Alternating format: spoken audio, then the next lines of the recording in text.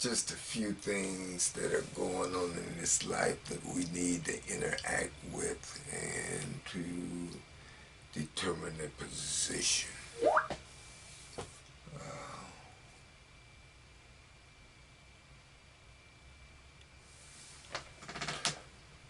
You got those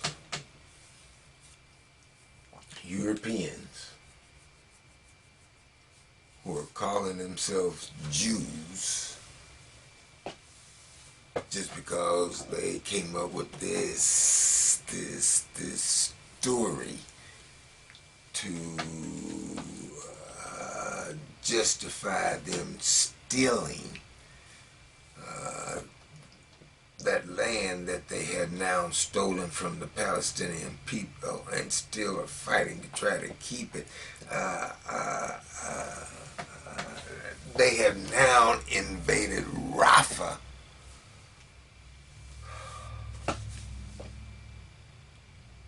in an effort to keep the land that they have stolen. We need to keep an eye on that. There's a number of things that we need to keep our eye on, and I'm going to share with them here in a few.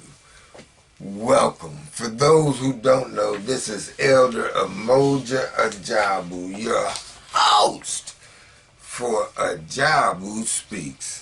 Ajabu Speaks is dedicated to stripping clothes off of well-dressed lives, and there's a bunch of well-dressed lives running around here. So I'm telling you that if you cannot handle the truth, then to situate yourself elsewhere, because we're going to tell the truth, the whole truth, and nothing but the butt-naked truth. Truly unleashed to just tell it like it is. Today I want to deal with a number of topics, and I hope that I got enough time to get it all in, because I want to give a historical reference to the goon squad that has been uncovered in Mississippi, and how the behavior of the goon squad in Mississippi can be observed here in Indianapolis because of the stats. And then I want to deal with a meeting, and all of that will come to connect to the goon squad behavior. But I want to deal with a meeting of the Department of Justice that is supposed to be reviewing the Indianapolis Police Department because of the high number of shootings, 19, that they had in this city within a 6-month period. They want to review that and tell them how, I don't know, they say to do it better. Hopefully that ain't what they're doing. Do it in a way that it doesn't cause that kind of tragedy. I hope it's what they're talking about. And so there's supposed to be a meeting on the 20th of June that I am suggesting and recommending that all of those that live here in Indianapolis and have had bad experiences with the police come and let them know that you need to tell your story. And then, if I got enough time, I want to talk about how VA is treating veterans out here. I mean, they need to tighten up their game, you know. So when you're talking about the historical point that I want to give you concerning the way the justice system has interacted with people that were stolen from Africa Africans, us, and I'm talking to people from Africa that happen to be residing here in this country, in America, and also particularly those that are residing right here in Indianapolis, Indiana. But the message is universal. And when I look at the relationship that we have had with America since our coming here, there's always been a relationship that there was we had to be, as Africans, we had to be concerned about our safety, and we still need to be concerned about our safety, because they'll make stories up. They'll just say, just because you want to be safe, just because you don't want to be shot down, just because you're an African, just because you want to be treated humanely, they will concoct stories, just like them Europeans concocted that story about them being Jews, so that they could go over there and steal that land in Palestine. This system will concoct stories that will make innocent people appear to be guilty just because they Africans. Assata Shakur is a good example, and I want to share with you some of the words of her lawyer that's in her autobiography. He says the publication of this extraordinary autobiography provides a rare opportunity to see behind the carefully orchestrated distortions of fact concerning the life and motivations of Assata Shakur.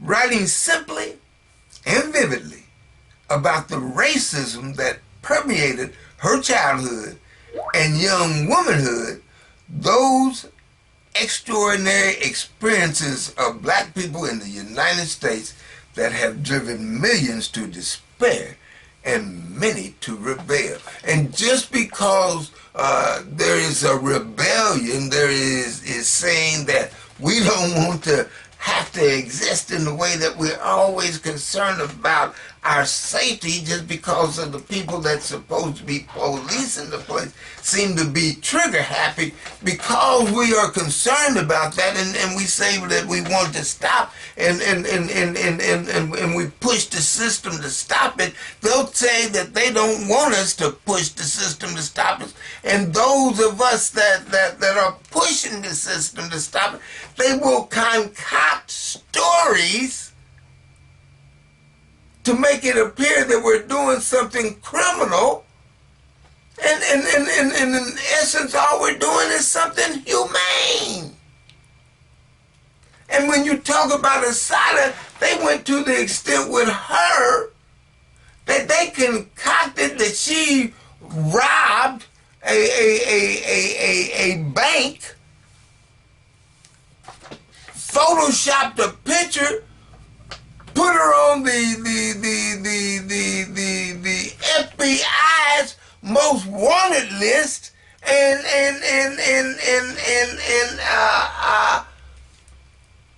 charged her, arrested her, charged her, but couldn't convict her because the 12 people that were sitting in the jury box who heard what was going on, evidence was put in front of them that the picture that the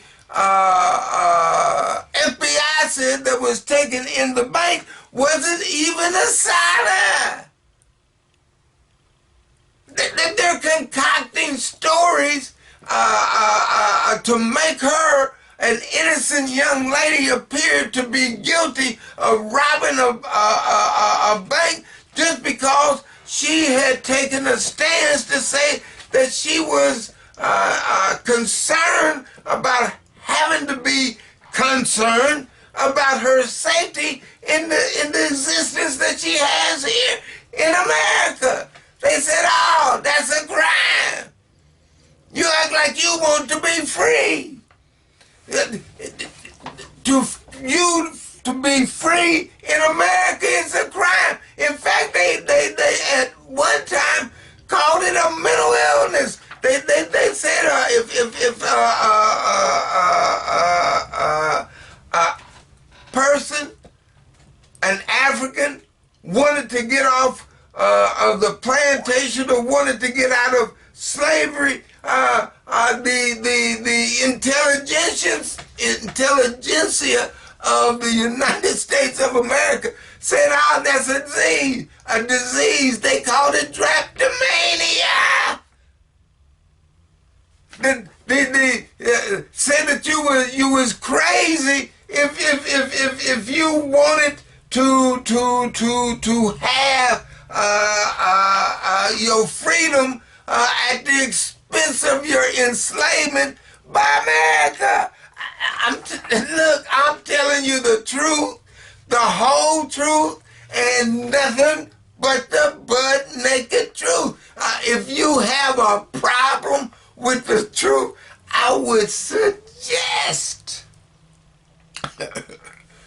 that you situate yourself elsewhere. And so we see an excellent example here with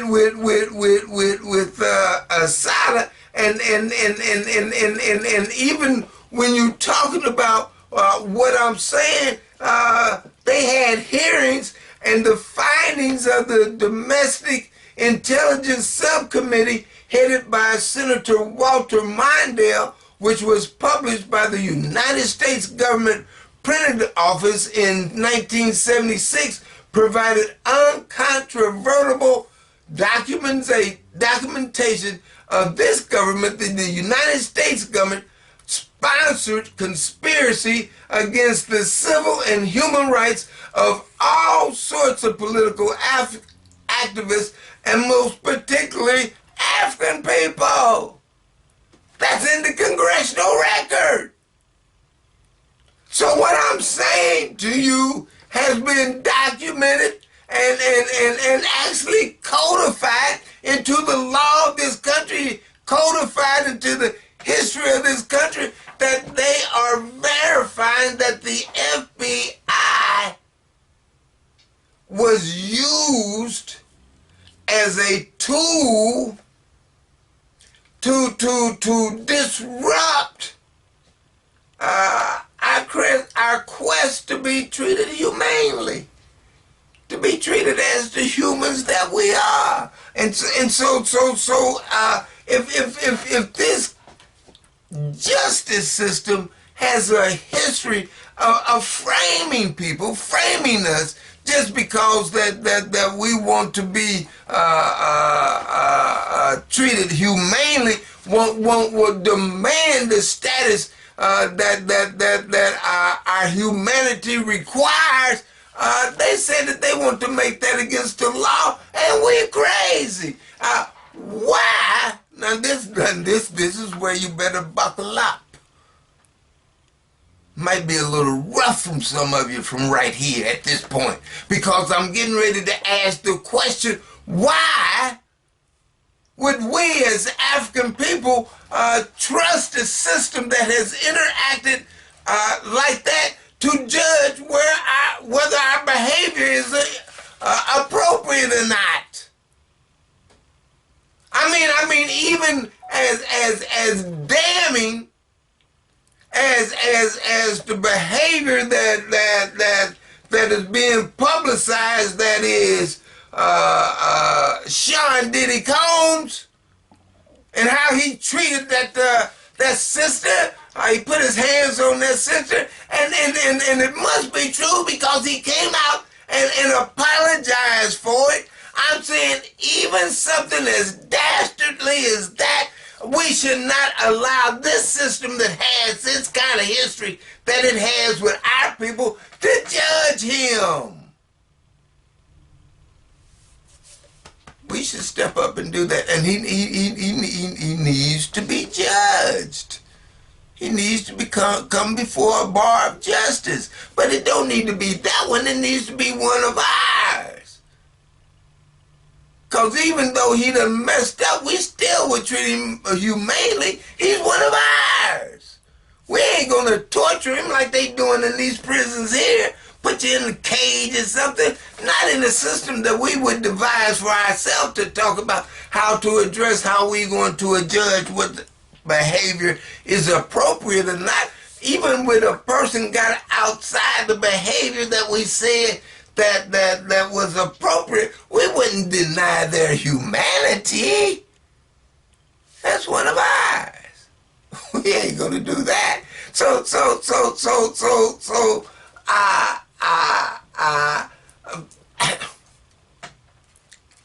when you're talking about not trusting, and I'm telling you that might be a little rough from some of you, but it's like my mama said, it's hard, but it's fair. You know, so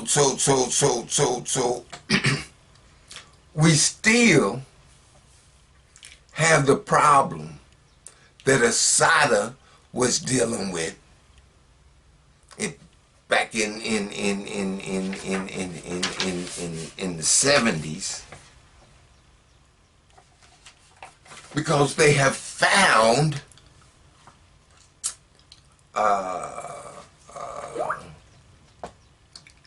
a goon squad in Mississippi, and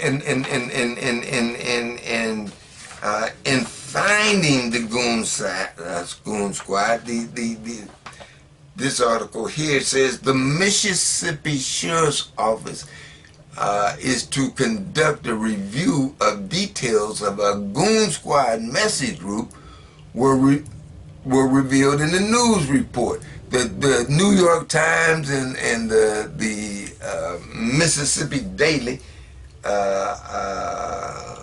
detailed messages of an encrypted WhatsApp group that became known as this goon squad. Well, supposedly the people of the goon squad were arrested, tried, and convicted in Mississippi just this a couple of months ago. I was there in the courtroom, and this goon squad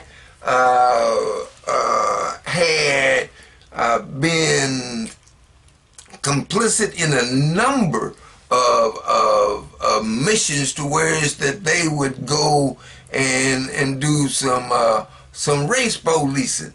You know, make sure that black folks ain't where they ain't supposed to be, because that's white folks. And one of the places that a black person is not supposed to be, especially a black man, an African man, where he ain't supposed to be, is at the house of a white woman. They found Eddie and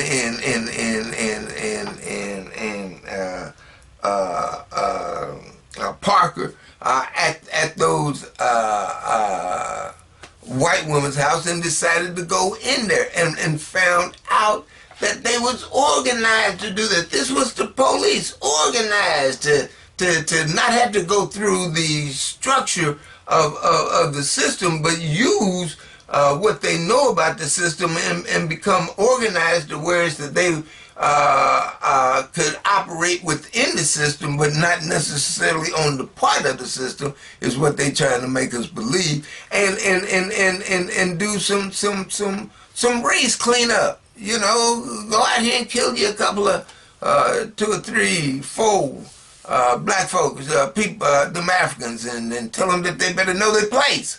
You know, and so the Justice Department has convicted 4 of them, but all the time we were saying that, shoot, did you get them all? Well, now we find out that they didn't. We find out on this thread that there were more members on this goon squad thread than what was convicted in court. So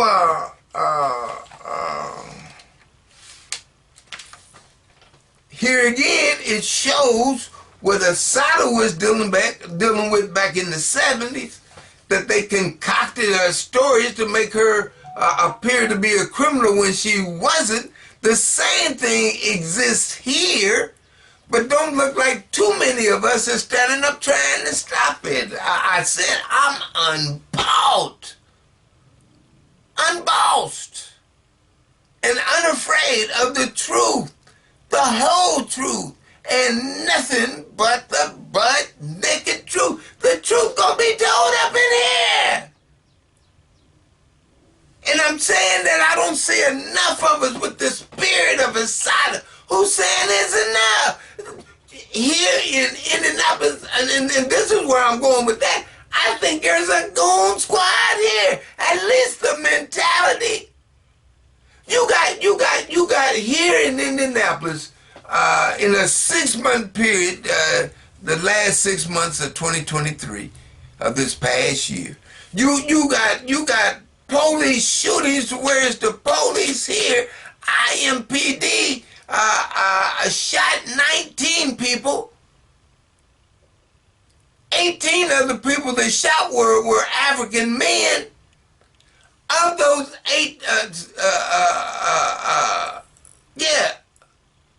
of those 18 that were shot, there were 18 total. 17 of that 18 were men of African descent. Of that Africans, of the 17 African men that were shot, 10 of them were killed. The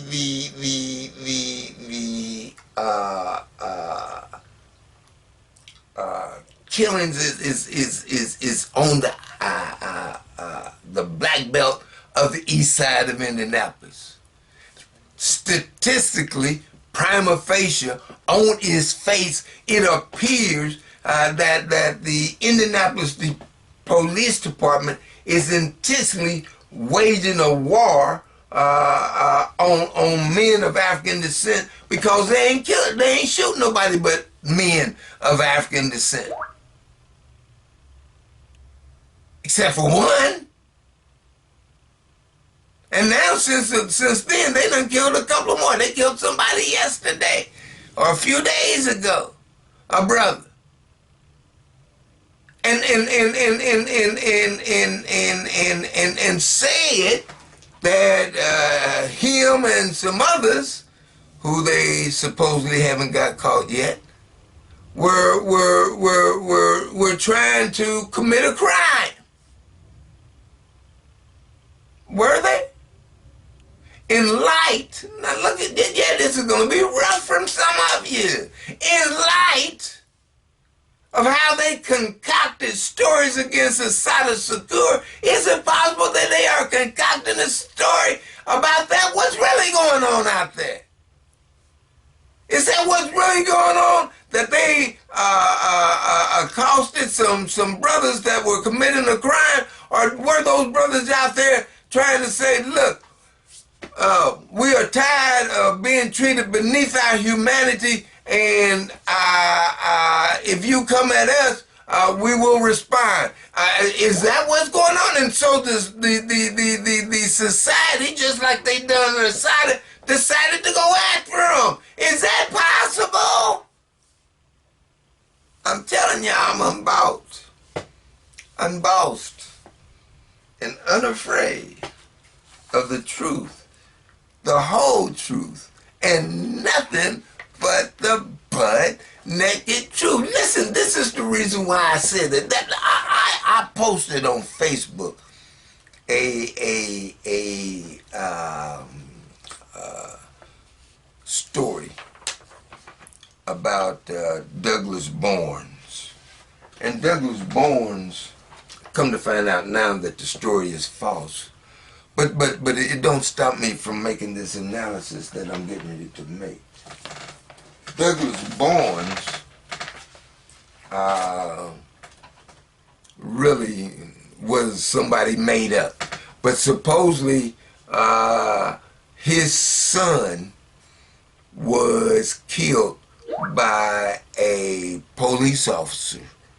And because the police officer was not convicted, Douglas went to the police officer's house, waited on his daughter to come back from the prom, and when the police officer's daughter came back from the prom, he shot her and killed her, and said, an eye for an eye. If you're going to kill my child, I'm going to kill yours. Is that possibly what's going on with this shooting that took place out on the east side, where one brother was killed and the other got away? Is that possible? I'm telling you, I'm unbound, and I'm just asking the question.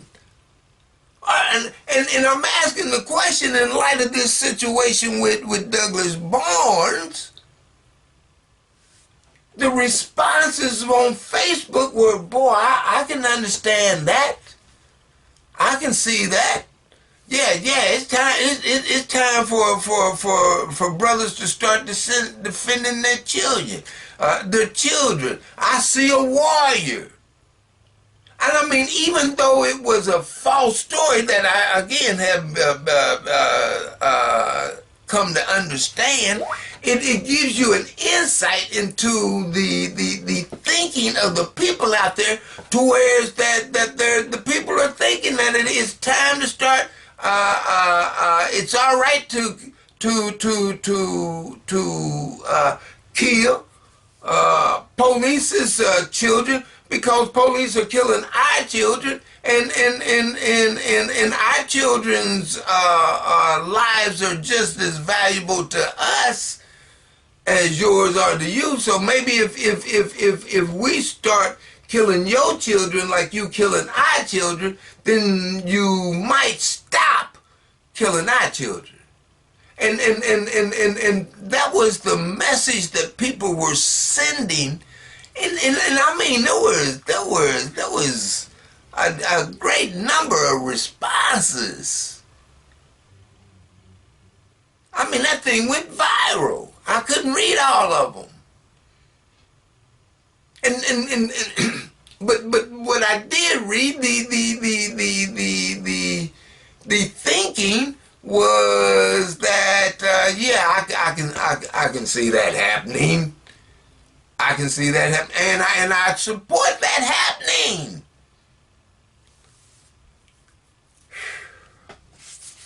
Is it possible that that's what's going on the east side? I'm just asking. And then let me get this in right quick.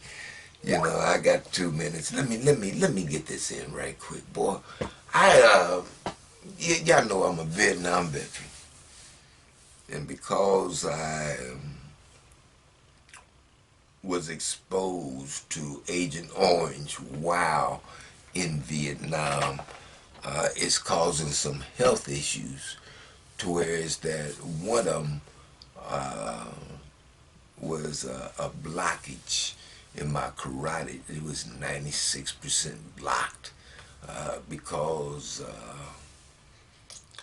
of my high blood pressure and strokes and everything else, you know. So VA rightfully said that they would pay for it, and they did. And they said that they would pay for the follow-up, and they have up to the last payment. Now they don't want to pay the last payment, and they want to put it on me. Why? And then see what it does is me. All I'm doing is following the doctor's orders, and you done approved this previously. Why wouldn't you approve the last payment? It ain't like you giving it to me. You giving it to the doctor.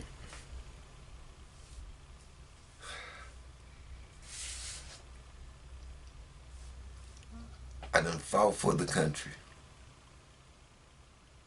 When fighting for the country, it sprayed poison on me that's killing me. It's a slow death, but it's killing me. My health is going down. And then you say that you will take care of the health care that I sought if I go through a certain process, which I did. And now it comes to the last payment, and you don't want to pay that. How's that to treat a veteran? I mean, really, how is that to treat a veteran? That's the reason why I get concerned about them youngsters that got killed over there in Jordan.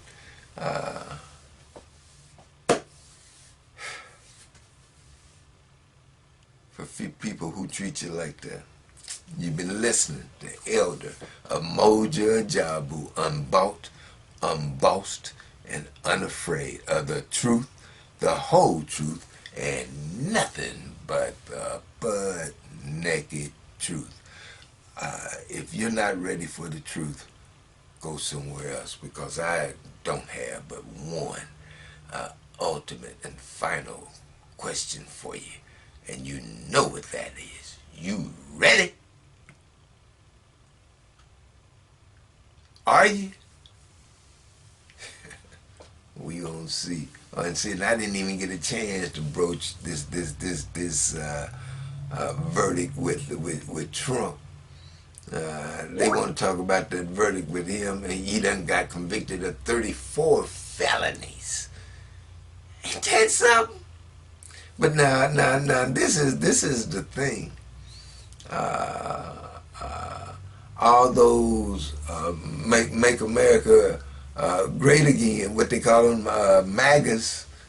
What they call them, maggots. What do they call them, maggots? Whatever they call them. You understand what I'm saying? Now they shoot. Don't mess with our guy. Shoot, Trump said, shoot, if I don't get elected, you understand what I'm saying? Shoot, I can't guarantee that there won't be no blood in the streets. Shoot, you better not lock me up, was the signal that he was sending. If you lock me up, shoot, people gonna turn out in the streets. I believe they're paper tiger. I don't believe that they're gonna go up against the system like that. I think January 6th broke them. They thought that they was going to go and do that on January 6th when Trump didn't want to step down, and the system has broke them. I'm about willing to bet that they're not getting out in the streets like they're threatening to do. You know, time will tell. Time will tell. Shoot. Look, it's time to get out of here. Y'all keep the peace.